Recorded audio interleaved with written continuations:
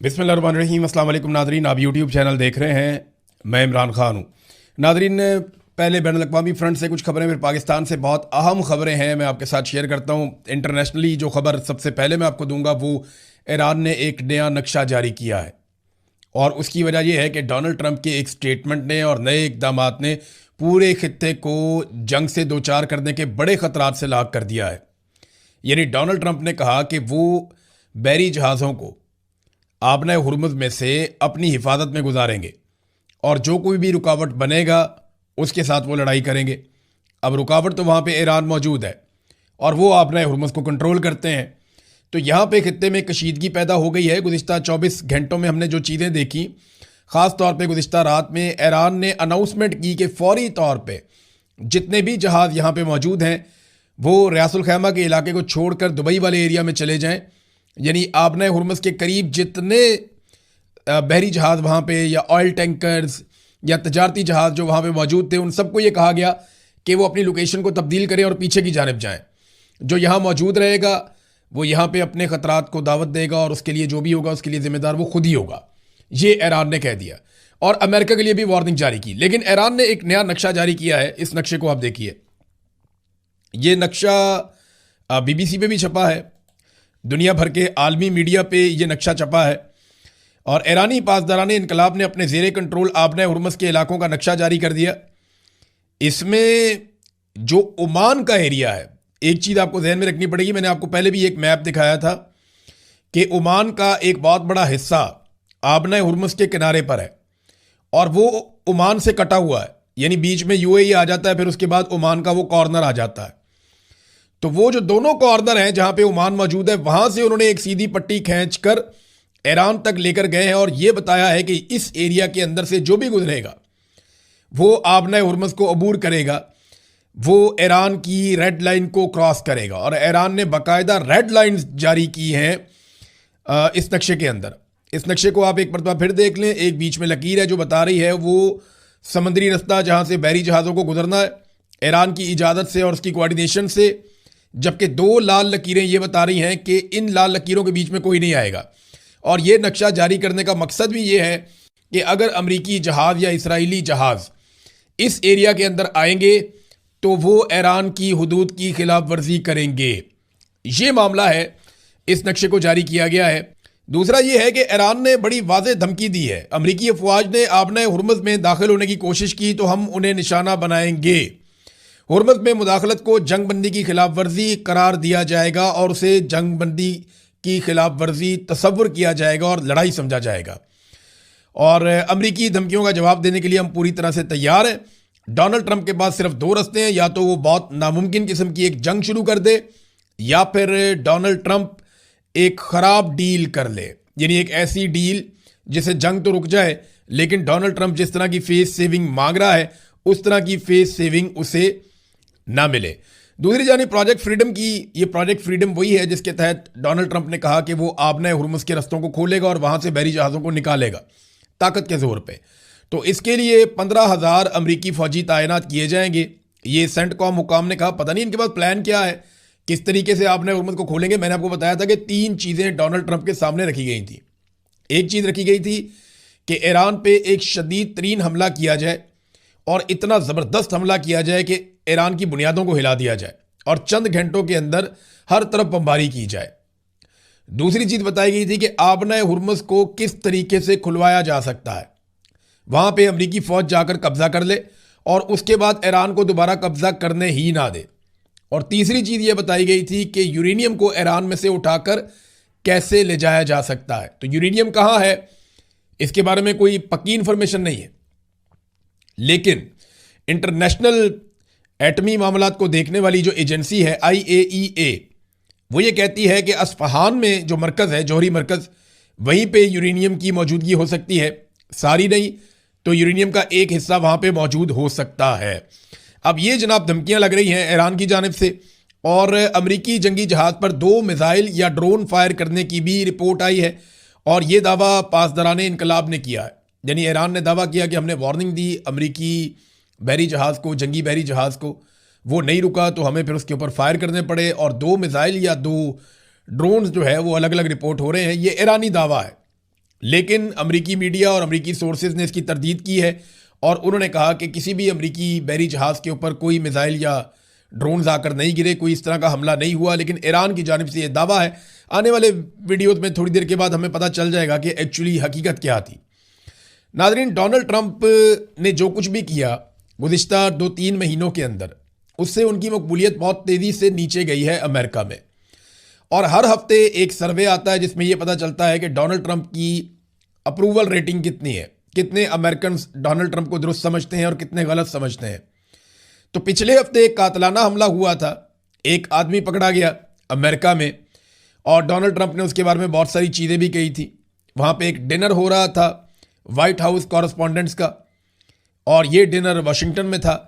तो Donald Trump की rating positive होती है इसके बाद या नहीं होती, मैंने आपसे कहा था कि इसके ऊपर हम नज़र रखेंगे और फोकस रहेगा। तो अब ये रेटिंग आ गई है। इस रेटिंग को देखकर आपको अंदाज़ा हो सकता है कि डोनाल्ड ट्रंप को कोई फ़ायदा नहीं हुआ इस कातलाना हमले का भी। रेटिंग बदस्तूर जो अप्रूवल है या अप्रूव रेटिंग है उनकी वो 35% है और जो लोग उनको डिसअप्रूव कर रहे हैं डोनाल्ड ट्रंप को वो 64% है। ये वहीं पे खड़ा है मामला। यानी इस हमले से पहले भी डोनाल्ड ट्रंप की जो हालत थी वो इस हमले के बाद भी डोनाल्ड ट्रंप की हालत है। डोनाल्ड ट्रंप की मकबूलियत जो गिर चुकी है वो संभल नहीं रही। कातलाना हमले का वाकया हो गया, इसके बावजूद डोनाल्ड ट्रंप की मकबूलियत नहीं संभल रही। तो इसके लिए डोनाल्ड ट्रंप को कुछ बड़ा करना पड़ेगा और यही वो खदशा है जिसका पूरा खित्ता सामना कर रहा है कि अमेरिका ने ज़बरदस्ती यहां से रास्ता खुलवाने का फैसला किया है। अच्छा, एक कदम अमेरिका ने और उठाया, ये पॉजिटिव है। उसमें यह है कि ईरानी जहाज़ जो अमेरिका के कंट्रोल में था और हमला भी था वो पाकिस्तान के हवाले कर दिया गया कि पाकिस्तान के ज़रिए से वो पहुंच जाएगा ईरान में वापस। तो ये एक अच्छी पॉजिटिव चीज़ है। अब आ जाए नाज़रीन पाकिस्तान की पॉलिटिक्स में। तो पाकिस्तान की पॉलिटिक्स में तो इमरान खान से ऊपर कुछ है ही नहीं इस वक्त। यानी पाकिस्तान की पॉलिटिक्स में कि इमरान खान ही है और वर्सेस सारे के सारे हैं। इमरान खान का मुकाबला आसिम मुनीर, शहबाज शरीफ, आसिफ अली जरदारी, नवाज शरीफ, मरियम नवाज, बिलावल, मौलाना, एमल वली, MQM, ये सारी पार्टियां, जमात इस्लामी, सारे एक तरफ, इमरान खान अकेला एक तरफ। हत्ता कि अब तो ऐसा लगता है कि इमरान खान की पार्टी भी दूसरी फील्ड में जाके खड़ी हुई है और इमरान खान अपनी पार्टी के खिलाफ भी अकेला ही खड़ा हुआ है। देखें ना अलीमा खानम का स्टेटमेंट, इमरान खान की बहन है, वो ये कहती हैं कि हमारी फैमिली ने तमाम पार्टी ओहदेदारान, सीनियर क़यादत, MNAs, MPAs और सेनेटर से अपील की है कि वो इस मंगल को अडयाला जेल पहुँचें ताकि हुकूमत पर दबाव डाला जा सके।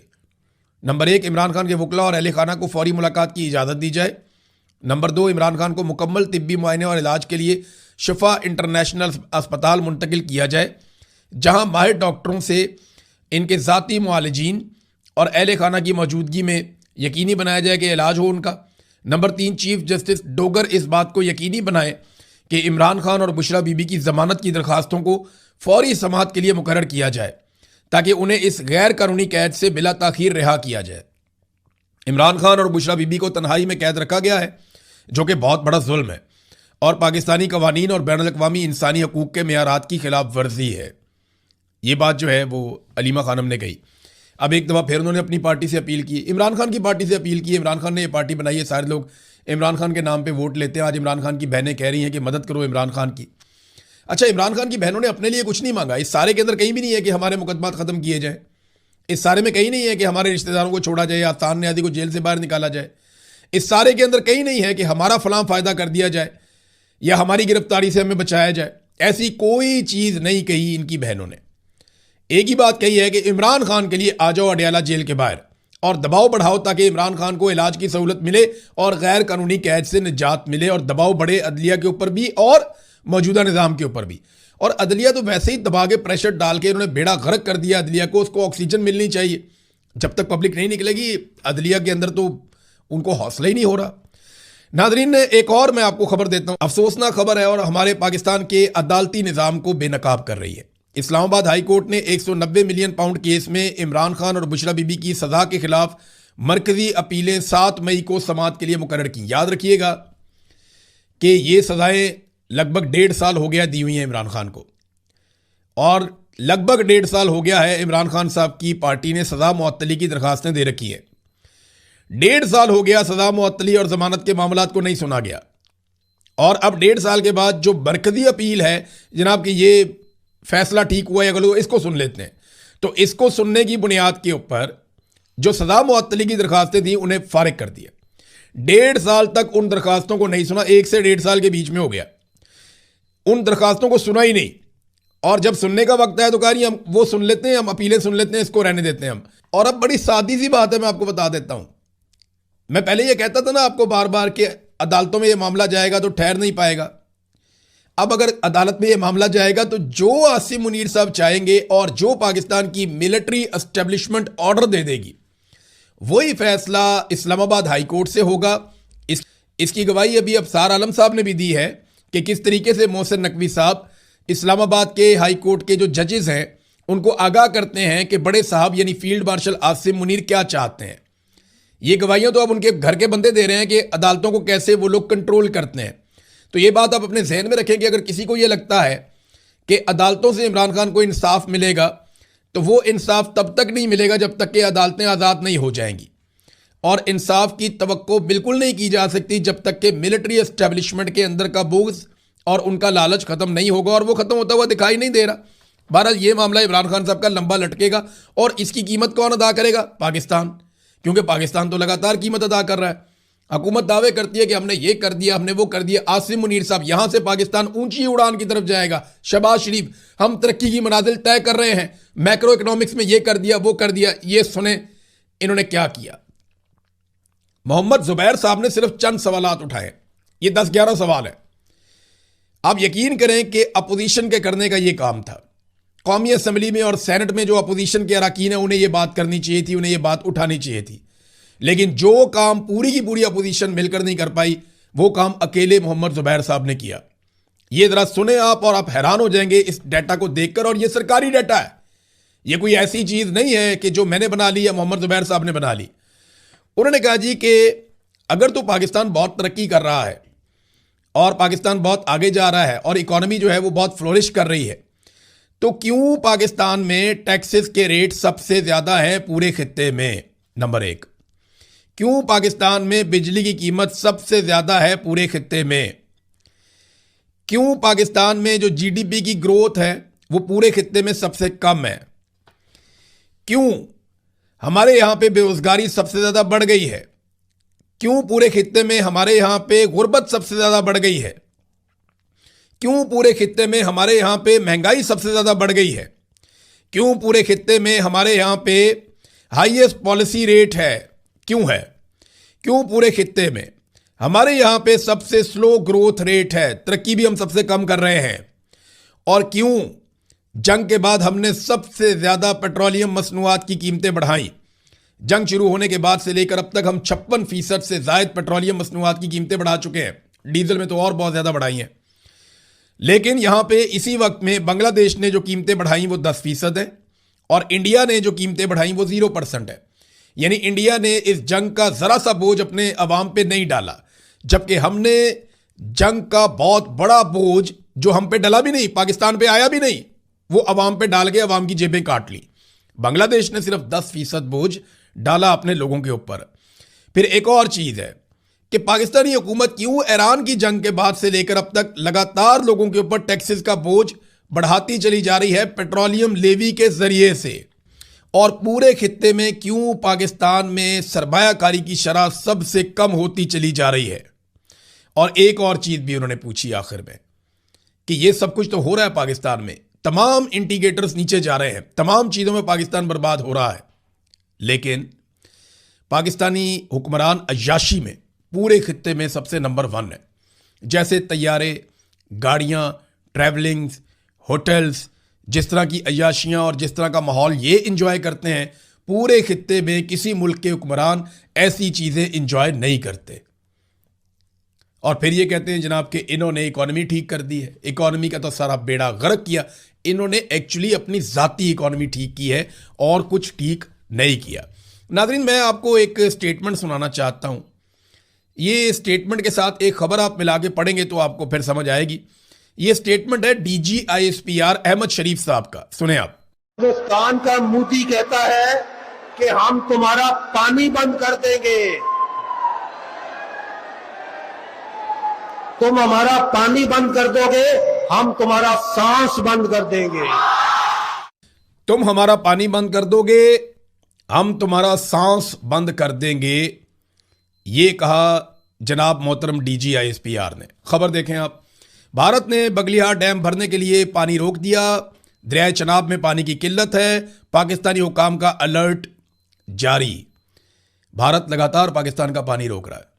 चनाब, झेलम ये दरिया मुतासर हो रहे हैं और पाकिस्तान के हिस्से से भारतीय सरजमीन जो है वो सैराब हो रही है और पाकिस्तानियों का पानी इंडिया रोक रहा है और अनाउंस करके रोक रहा है और लंबे अरसे से रोक रहा है। पाकिस्तान ने दावा किया था, पाकिस्तान की फौज ने दावा किया था कि हम एक बूंद पानी भी इंडिया को नहीं रोकने देंगे। अब लगातार इंडिया ने हमारा पानी रोका है और हमारी फसलें खतरे में पड़ गई हैं। खास तौर पे खरीफ की फसलों की पैदावार मुतासर होने का खदशा बढ़ गया है और ये अदादोशुमार पाकिस्तान के सरकारी इदारों के हैं। अब इंडिया ने पानी रोक दिया है। मैंने सिर्फ DGISPR साहब को याद दिलाना था कि उनका ये स्टेटमेंट मौजूद है। अब वो इस बयान के ऊपर अमल दरामद करवाएं और भारत से पानी खुलवाएं या फिर उनका सांस बंद करें। स्टेटमेंट आप दोबारा सुन लें। हिंदुस्तान का मोदी कहता है कि हम तुम्हारा पानी बंद कर देंगे, तुम हमारा पानी बंद कर दोगे, हम तुम्हारा सांस बंद कर देंगे। अब मोदी का सांस तो पता नहीं बंद करना है या नहीं करना। पाकिस्तानियों का सांस बंद किया हुआ है। पाकिस्तानियों की हालत आपके सामने है। कोई ज़रा सी बात करता है, कोई आज़ादी इज़हार राय का इस्तेमाल करता है, उसे पकड़ के जेल में डाल देते हैं, उसको लापता कर देते हैं, जबरी तौर पे गुमशुदा कर देते हैं। पाकिस्तान के अंदर एक अजीबोगरीब सूरत हाल है। बेगुनाह लोग जेलों में भरे पड़े हैं और जो माफिया हैं सारे के सारे आज़ाद हैं और वो कौम की जेबें काट रहे हैं, चाहे वो IPPs की सूरत में, चाहे वो शुगर माफिया की सूरत में, चाहे वो आटा माफिया की सूरत में, चाहे वो लैंड माफिया की सूरत में। वो हर तरह से पाकिस्तानियों की जेबें काट रहे हैं। अब आ जाए एक और चीज़ पे। फील्ड मार्शल आसिम मुनीर साहब ने कहा था कि यहाँ से पाकिस्तान ऊंची